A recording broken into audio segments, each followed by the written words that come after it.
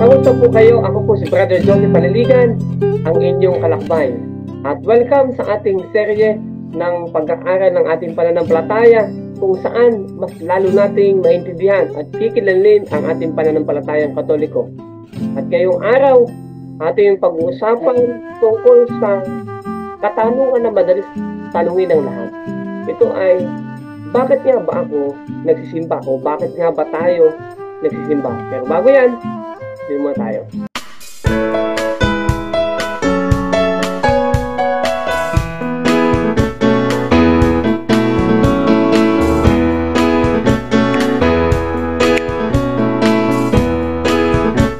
Bakit nga ba tayo nagsisimba? O gawin natin personal ang question. Bakit nga ba ako nagsisimba? Simple lang mga kalakbay. Nagsisimba ako para may maibigay ako sa Diyos at para may matanggap din ako galing naman sa Kanya. Ano naman ang ibinibigay ko?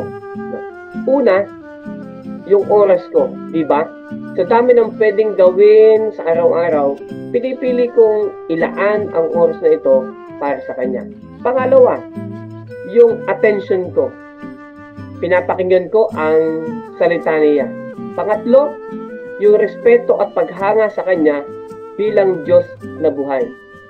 At kung kaya ito ang dahilan, kaya nagbibigay din ako ng kaunting abuloy bilang bahagi sa misa. Yung kung ano yung aking makakaya. Isa yung magandang tradisyon na galing sa lumang tipan. Pero ano naman yung natatanggap ko mula sa Diyos? Marami, as in, sobra mga kalakbay.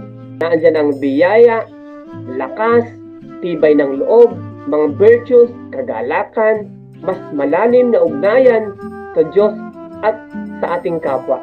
Parang wala kang maubos na listahan. Parang hindi na maubos ang listahan natin kapag totoong bukas tayo o bukas yung puso natin sa grasya, sa banal na misa. At alam mo ba yung layunin ng banal na misa? Actually, meron pong 4 na layunin ang banal na misa. At para matandaan natin, ating tandaan yung salitang part. P-A-R-T. Ano yun? P, petition. A, adoration. R, reparation. And T, thanksgiving. Yan. Petition, adoration, reparation, and thanksgiving. Unang-una, doon muna tayo sa petition. Ito yung paghingi natin ng tulong sa Diyos. Unang-una, anong dapat natin gawin?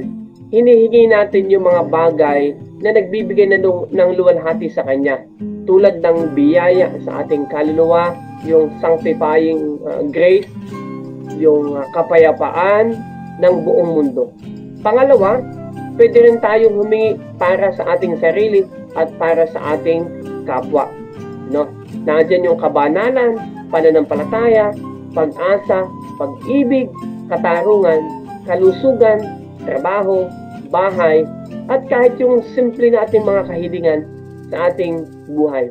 Kapag araw-araw tayo nagsisimba, mas humahaba ang listahan ng ating mga intensyon.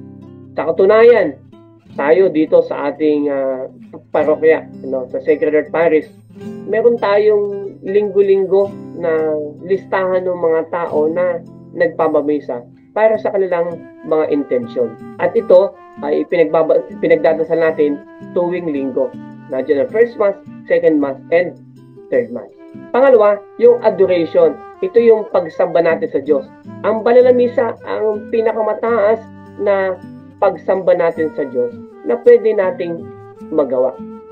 Mas maganda nga yung pagkatapos ng consecration, yung itinataas ng paring osya, yung tayo nakaluhod. Pwede tayong manalangin doon ng tahimik at pwede nating banggitin yung binanggit ni Saint Thomas. No? Ang sabi niya, Panginoon ko at Diyos ko. Napaka-powerful po nun mga kalakbay. Magkaroon ba tayo ng indulgence? The third is reparation. Mula sa salitang repair. Ang ibig sabihin, sinusubukan nating itama at ituwid ang mga kasalanan nating nagawa.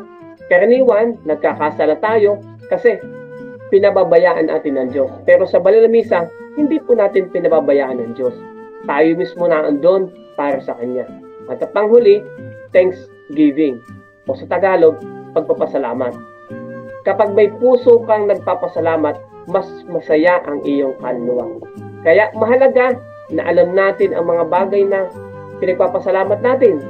Ano?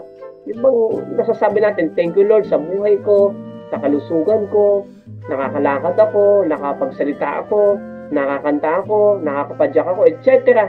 No? Meron akong pamilya, meron akong mga kaibigan, at marami pang iba na pwede tayo ipagpasalamat natin sa ating Panginoon. Yan. Salamat sa teknolohiya, etc. Yung bang mga bagay na tinatanggap mo. Ayan mga kalakbay, kaya sumama tayo lagi sa pakikinig ng ating pananampalataya, sa mga discussion ng ating pananampalataya upang mas lalo nating maintindihan. Sapagkat ang sabi nga, kapag iyong itong natutunan, maisasabuhay mo ito. Kapag maisabuhay mo ito, mamahalin mo ito. At kapag minahal mo ito, hindi mo ito kailanman iiwan. Ako po si Brother Joseph Paniligan, ang inyong kalakbay, at ito po ang The Sacrament Series. Hanggang sa susunod na episode, ingat at pagpalain po tayong lahat. Mabuhay!